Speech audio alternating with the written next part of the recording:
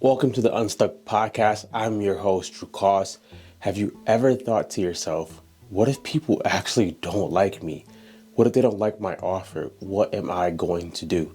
We got this question along with some other questions that we're going to answer today to help you not be anxious and to help you understand why you are the way you are and why people want to work with you. So, question again, Drew, what if people end up not liking me? What will I do? This is a feeling, believe it or not, that we all probably face more than we would admit. We all want to be likable. We all want to be the person who can sometimes be the showstopper or be the life of the party. And if you're not a person who's lively and things like that, it could easily make you feel that when you make content, when you get into business, that people aren't going to like you. I, for one, I'm an introvert. I love quietness. I love low music, and I just love being alone sometimes. That doesn't mean because your personality may be of an introvert that people won't like you. And it doesn't mean that when you make content from who you are that people won't like you. So let's just get into what's actually happening. And then the making content part will make sense.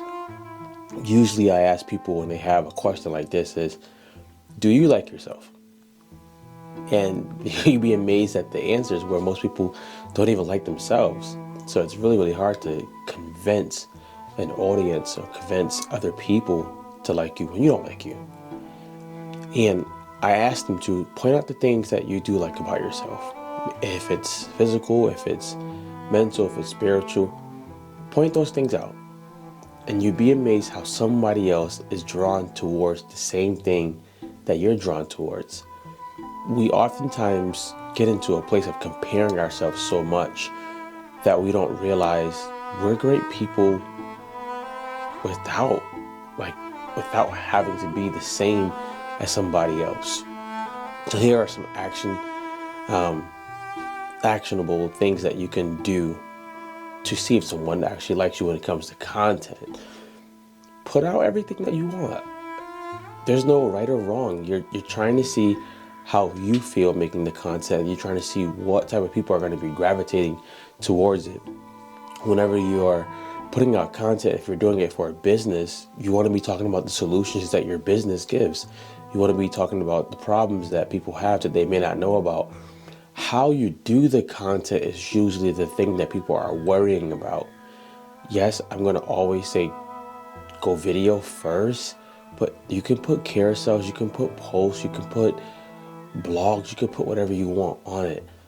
I wouldn't judge if they like it based on if they actually go hit the like button. But I would judge it based on, are they viewing it?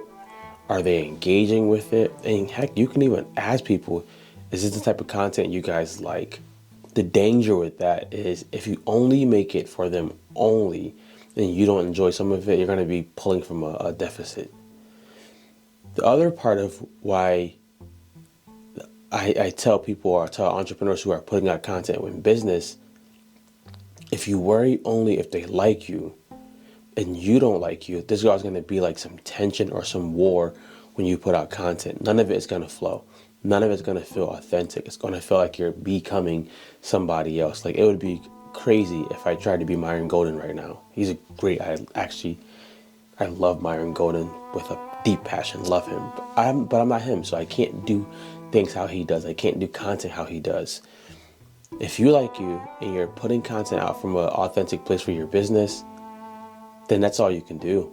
You can get better at how you do the content, but it just needs to flow from you. So rather than worrying about, do people like you, do you like you?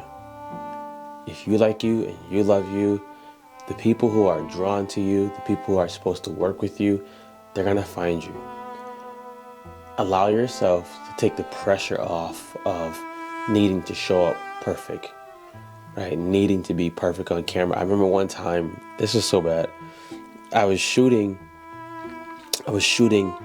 an episode, and I showered everything, and I just had like something on my face just there.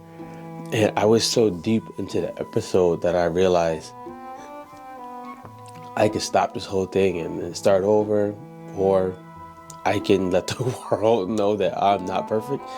And the message is right now the most important thing. I'll have to get over the spot on my face or whatever. Like you, love you, and you'll see what happens. Next question.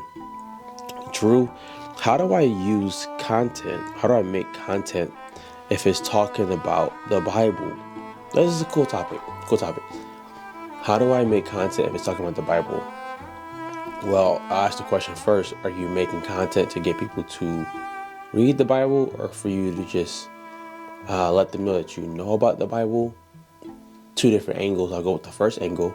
If you're making the content to maybe teach, educate, encourage them, empower them, I would share the scripture. I would share a story that goes with the scripture, maybe a personal story or the story that you're reading from, depending on the passage. And then I would ask inviting questions. So let's just say let's say I was reading one of my favorite scriptures. It's Philippians 4:6. Be anxious for nothing, but in everything by prayer and supplication with thanksgiving, let your requests be made known unto God. And I would go right into her story. I remember the time I was so anxious about this happening. I remember the time I was so anxious, honestly, about leaving my job. I was so anxious about leaving my church. I was so anxious about this transition. I would go into a personal story to pull them in. But I would keep the personal story short, and I would be inside of the story asking them questions. Have you ever felt that same exact way? Have you ever faced something that's similar? Bill Johnson is someone who makes content just through him preaching. And if you realize, the reason why his audience is so captivated is he's always weaving in personal stories and going right back to the Bible.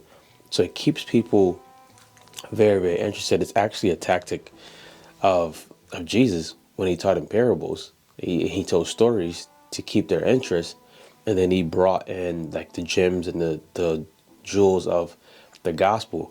So I would literally use your scripture, use personal stories, and ask questions about the scripture that raises questions, because you want engagement. With content, you want people to engage. You want to be solving a problem. You don't want to just get likes and people not say anything. You want them to engage. Now, the thing I see people do that may not get the right attention is when they talk about the Bible, even if it's something that's judgment or something that's not as good, you can do it in love. You don't have to come on the screen and just be daggering people and all of that. You can do it in love, and you can do it so tactful. I've had people rebuke me and do it in so much love that afterwards I was like, I think I just got rebuked. I'm pretty sure. I just got rebuked, and I'm smiling, and I don't know why. So that's how I would use it. I also would use the Bible in a lot of short form to raise some controversial topics. Now, if you raise controversial topics, have your answers prepared. Don't get on there and ask questions that you are not equipped or ready to answer, because controversial topics will have people come from different walks of life, different belief systems, just so many different things that if you're not careful, you'll have a mess. The last question is, this is one that I get often. Drew, should I really start a podcast? Is it worth it? I'm always going to say yes. And the cool thing about starting a podcast, you don't have to do it the same exact way as everybody else. You don't have to do video. You can do audio. And you could also do audio where you don't have to even do edits. You can also do audio when you don't have to do it for a long time. You guys may have heard me say it before, but one of my favorite podcasts, Justin Sua, none of his episodes are longer than 5 minutes. They're like 5 minutes long, and he puts out, I think, two a week. Simple, right? You don't see his face, so I'm pretty sure he's probably just literally getting in front of a mic whenever he has a chance, He's recording. I remember one time he was talking about recording in a closet. But he gets out there and he records it. The cool part is that you have a library of your own growth. And if people ever wanted to hear more from you and learn from you, it's really, really cool being like, hey, go check out my podcast. For some reason, when you say that, people automatically think like you got the sauce. But people have something to go to listen to learn from for you. And it doesn't take a lot. Most podcast hosts are free. You can get a mic or not a mic and just record. You could take your phone, go into voice memo, talk every day, and then let that just be your podcast. All of those things, guys, I'm rooting for you. Feel free to keep asking questions. Get unstuck, guys, and go be great.